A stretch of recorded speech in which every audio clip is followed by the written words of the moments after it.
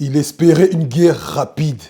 On vient, on fait ce qu'il y a à faire et après, on se retire. Pour éviter le coût de l'argent, pour éviter une mauvaise image. Mais malheureusement, il s'est fait avoir. Il s'est fait berner par Netanyahou. Donald Trump est dos au mur.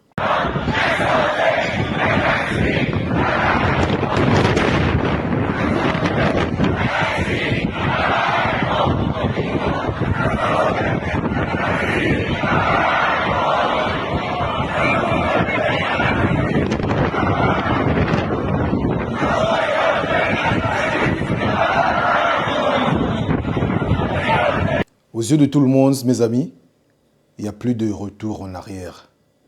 Il ne peut plus faire une marche arrière.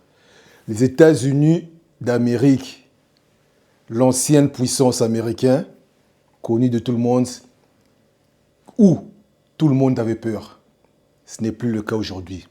Même ses alliés fidèles, Arabie Saoudite, le Koweït, tous ses alliés commencent à le dénier. Ils se disent, attends, tu n'as même plus la capacité de nous protéger. Les États-Unis d'Amérique est à son déclin. Aujourd'hui, M. Donald Trump s'est fait avoir par Netanyahou. Mais qu'est-ce qui s'est passé? L'Iran a répliqué puissamment. Nous avons vu les dégâts. Maintenant, qu'est-ce qu'il y a à faire? Aux yeux de tout le monde, quelle image les États-Unis donnent? Le porte-avions attaqué, détruit. L'Iran se permet même de tuer des soldats américains. Il n'y a pas 4 soldats américains qui sont morts. Il y a plusieurs soldats américains décédés. Mais ça, le Pentagone ne peut pas le dire maintenant. Cette guerre va coûter cher, très cher aux États-Unis d'Amérique. Le peuple iranien, lui, était déjà préparé. Ils ont vécu sous les sanctions des années, des années. Ils se sont même habitués à la guerre. Pour eux, ils ne veulent pas arrêter.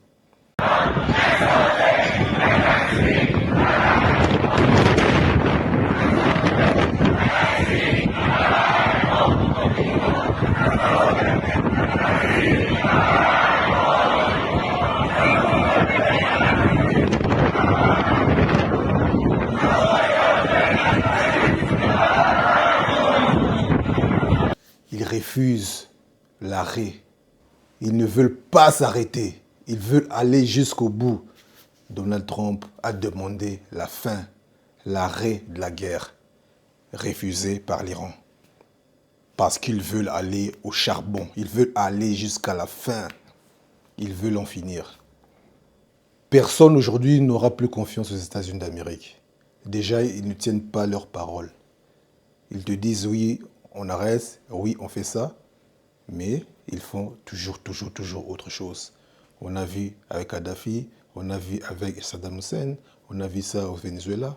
Ils disent ça, mais au contraire, ils t'abattent. L'Iran avait compris ça.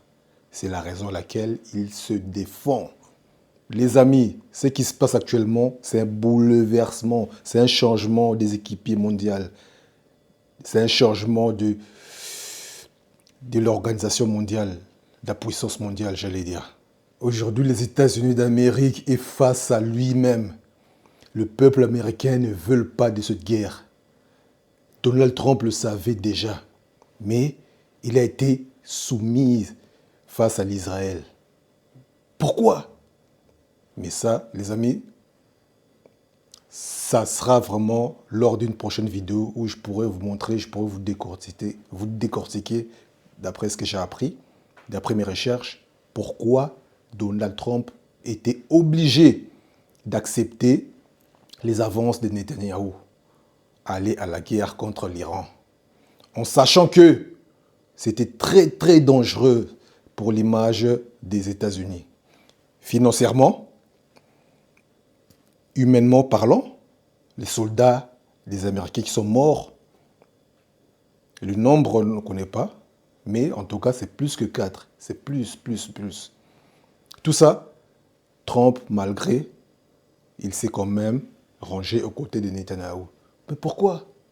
Il y a des raisons bien précises où je expliquerai lors de prochaines vidéos. Aujourd'hui, nous assistons à un monde multipolaire. Les puissances militaires changent. D'un côté, on attend, bon ça reste à préciser, apparemment la Chine se prépare à son tour à attaquer le Taïwan parce que c'est l'occasion.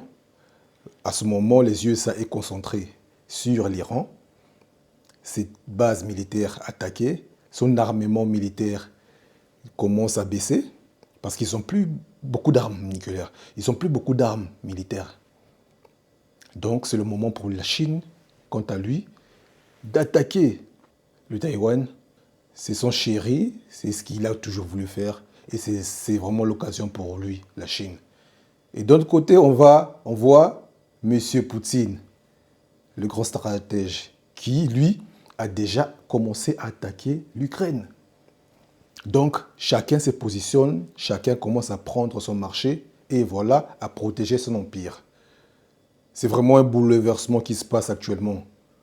De l'autre côté, on voit les petits Européens, avec Trump à la tête, qui apparemment a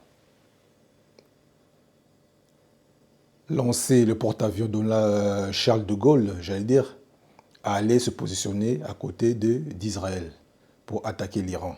Donc, la France est prête à mettre son armée pour soutenir Israël face à cette folie. Allons-nous vers une troisième guerre mondiale?